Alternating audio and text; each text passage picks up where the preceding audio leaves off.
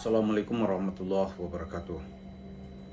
Para pemirsa, janji Presiden Prabowo untuk pertumbuhan ekonomi sekitar 8% tentulah sangat ditunggu-tunggu dan membanggakan semua kita. Karena dengan pertumbuhan 8%, maka lapangan pekerjaan akan makin banyak, kemudian uang yang beredar di tengah masyarakat juga makin banyak, pendapatan masyarakat juga akan makin bertambah. Hanya saja dalam istilah keamanan itu, untuk mencapai angka 8%, pemerintah sekarang ini menghadapi kendala. Kendala itu yang kita sebut dengan ada tantangan, ada ancaman, ada gangguan. Di antara gangguannya adalah adanya ketidakseimbangan antara pemerintah yang mau maju cepat dengan fakta-fakta di tengah sosial kita yang ingin mengganggu pertumbuhan perekonomian kita secara nasional.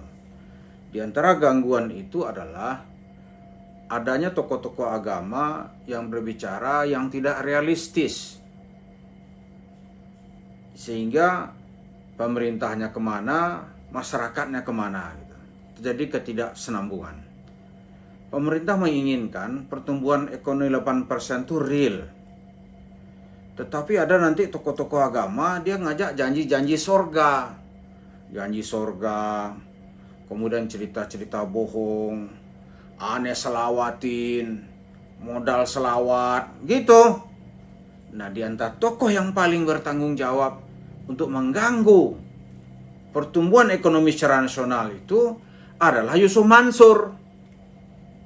Kenapa kita bilang Yusuf Mansur? Karena dia terus bergentayangan meracuni masyarakat dengan cerita-cerita bohong yang dilekasi dengan label-label agama. Kalau ini tidak ditertibkan, maka masyarakat ini terbius lalu menyerahkan uangnya ke Yusuf Mansur. Ini kalau dibilang dia nyopet, ya kita disalahin. Dia bilang dia ngerampok, ya tentu kita dikasusin gitu. Ya kita bilanglah dia menyelewengkan uang masyarakat.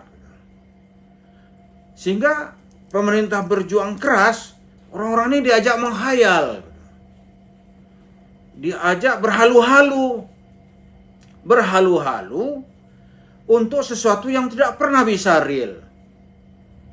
Misalnya nih, pingin mendapatkan uang yang banyak, pingin kaya gitu. Itu sedekah ke Yusuf Mansur. Apalagi sekarang, dia akan melanjutkan cerita halu-halunya, misalnya menjadikan kuburan sebagai sarana untuk mendapatkan uang. Dia cerita bohong nanti dimulai dari dalam kuburan. Karena Yusuf Mansur itu punya target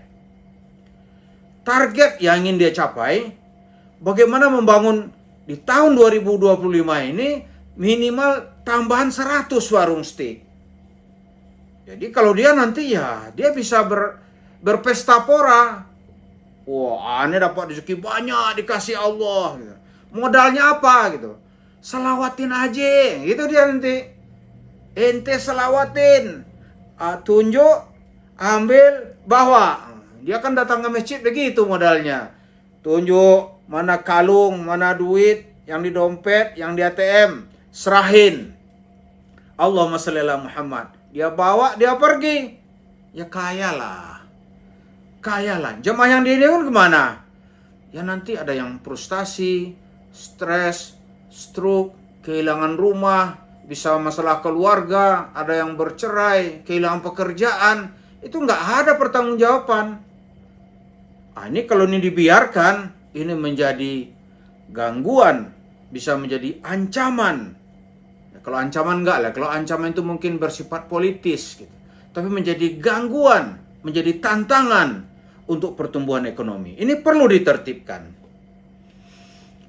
Yang kedua, yang juga nanti berbahaya bagi pemerintahan Prabowo ini. Ada cerita-cerita yang tidak bisa dibuktikan secara nyata gitu.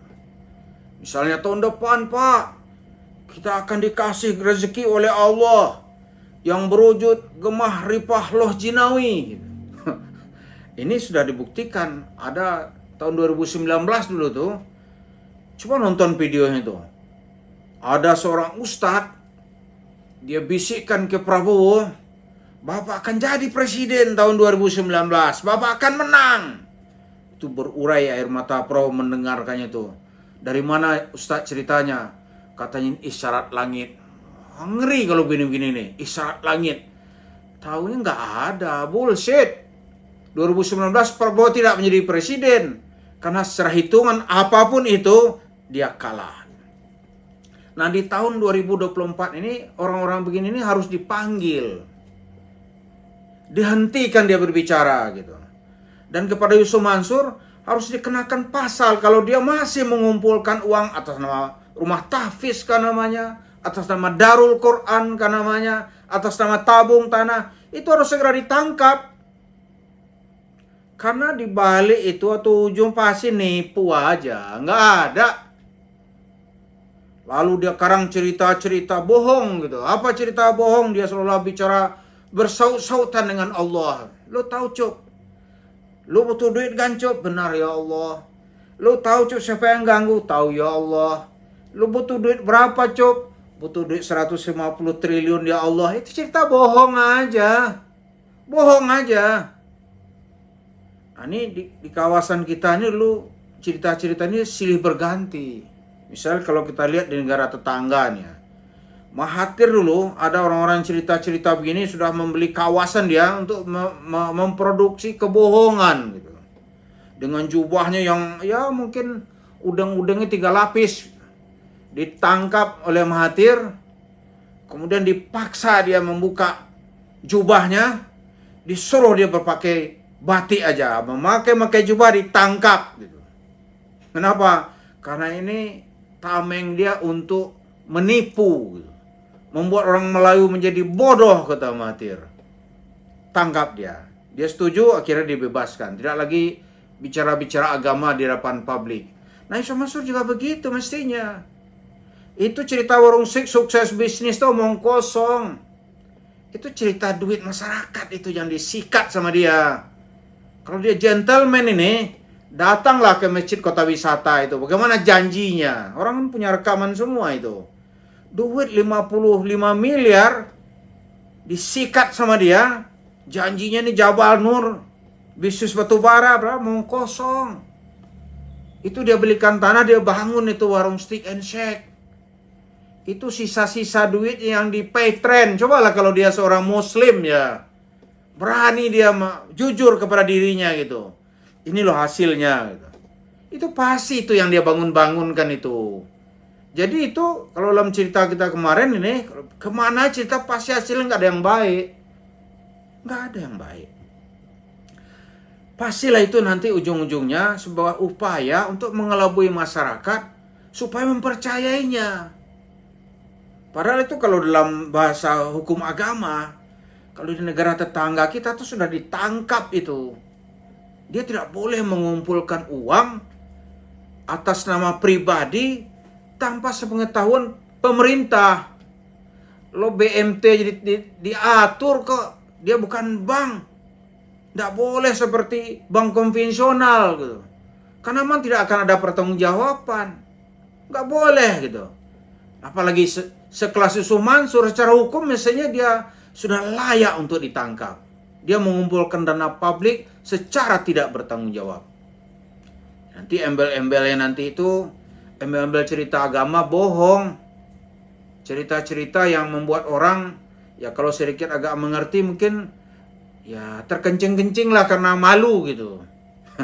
Malu kita jadi orang Islam dengar ceritanya. Kalau masyarakat nggak tahu disuruh berhalu-halu. Ini semuanya membawa kepada kehidupan yang tidak baik di dalam beragama kita. Jadi kalau memang seorang berbisnis dengan baik, dia harus bisa berkembang. dengan ukuran materi. Kalau yang dibahas materi, jangan cerita Tuhan bantu, Nabi Muhammad bantu. Nanti setelah bersalah dia, enteng aja ngomong nih, mari kita baca salawat 1000 kali sehari, maka masalah selesai. Kata siapa selesai? Kalau itu bersifat utang harus bayar. Nggak ada tuh mau 1.000.000 kali ke sehari. Mau giginya copot ucapan selawat, mau lidahnya terjulur 1 meter ucapan selawat, masalah nggak selesai. Nggak selesai.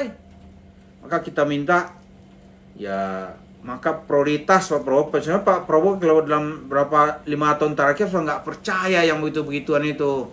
Dia dijanjikan jadi presiden, mana dia nggak ada. Maka 2024 dia nggak mau pakai takbir lagi udah.